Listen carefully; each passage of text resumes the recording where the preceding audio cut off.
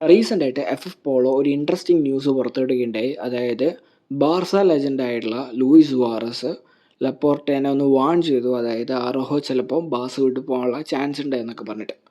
അത് പറയാനുള്ളൊരു കാരണം എന്താണെന്ന് വെച്ച് കഴിഞ്ഞാൽ അറോഹോന് ബയൻ്റെ ഭാഗത്ത് നിന്ന് അത്യാവശ്യം നല്ലൊരു ഓഫർ ലഭിച്ചിട്ടുണ്ടായിരുന്നു. വേജ് വൈസും ബെറ്റർ ആയിരുന്നു, അതേപോലെ തന്നെ സ്പോർട്ടിംഗ് പ്രൊജക്റ്റും അത്യാവശ്യം ബെറ്റർ ആയതുകൊണ്ട് പ്ലെയർ ആ ഒരു ക്ലബിലേക്ക് പോകാനുള്ള ചാൻസ് ഉണ്ട് എന്നൊക്കെയായിരുന്നു ആ ഒരു സിറ്റുവേഷനെ പറ്റിയിട്ട് റിപ്പോർട്ടിലൊക്കെ പറയുന്നത്.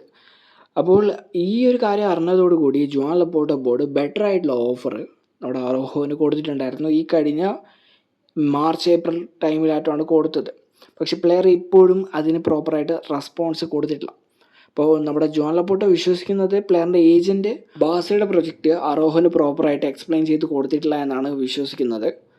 അപ്പോൾ ആ ഒരു കാര്യം അവിടെ നിൽക്കുന്നത് കൊണ്ട് ലൂയിസ് സുവാറസ് ഇടപെട്ട് കാര്യങ്ങൾ എക്സ്പ്ലെയിൻ ചെയ്തു എന്നൊക്കെ റിപ്പോർട്ട്സ് പറയുന്നുണ്ട്. അപ്പോൾ ഇനിയുള്ളത് അറോഹോയുടെ ഡിസിഷനാണ്. അപ്പോൾ ഇവിടെ ലൂയിസ് സുവാറസിനോട് ഒരു ഹ്യൂജ് റെസ്പെക്റ്റ് ഉണ്ട്. കാരണം അദ്ദേഹം 2020-21 സീസണിൽ ബാസ വിട്ട് പോയ ഒരു വ്യക്തിയാണ്. അദ്ദേഹത്തെ എങ്ങനെയാണ് ബാസ പുറത്താക്കിയത് എന്നത് എല്ലാവർക്കും അറിയാവുന്നൊരു കാര്യമാണ്.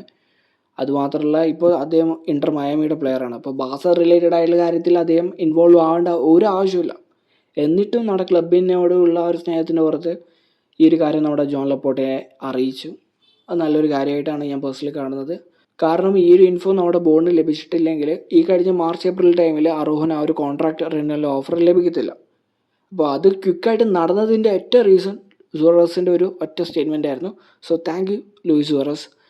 അപ്പോൾ ഇനിയുള്ള എല്ലാ കാര്യങ്ങളും അറോഹയുടെ കയ്യിലാണുള്ളത്. അറോഹോന് ഡിസൈഡ് ചെയ്യാം ബാസ വിട്ട് പോകണോ വേണ്ടിയോ എന്ന്, അതായത് ബയൻ്റെ ഓഫർ ആക്സെപ്റ്റ് ചെയ്യണോ വേണ്ടിയോ എന്ന്.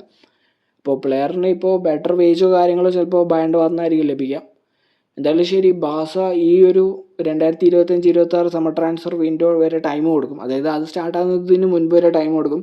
അതിനുള്ളിൽ പ്ലെയർ ഡിസിഷൻ എടുത്തിട്ടില്ലെങ്കിൽ ബാസ ഈ വരുന്ന സമ്മറിൽ പ്ലെയറെ സെൽ ചെയ്യാനുള്ള ചാൻസ് ഉണ്ട്. കാരണം റീസെൻ്റായിട്ട് എഫ് പോളോ ഒരു അപ്ഡേറ്റ് പുറത്തുവിടുകയുണ്ടായി. അതായത് ബാസ ഈ ഒരു അറോഹോനെ, ക്രിസ്റ്റ്യൻസനെ, Eric Garcia, Inigo Martinez, Frank de Jong ഈ 5 താരങ്ങളെയും ചിലപ്പോൾ ഈ സമ്മറിൽ ട്രാൻസ്ഫർ മാർക്കറ്റിൽ ഇടാനുള്ള ചാൻസ് ഉണ്ട്.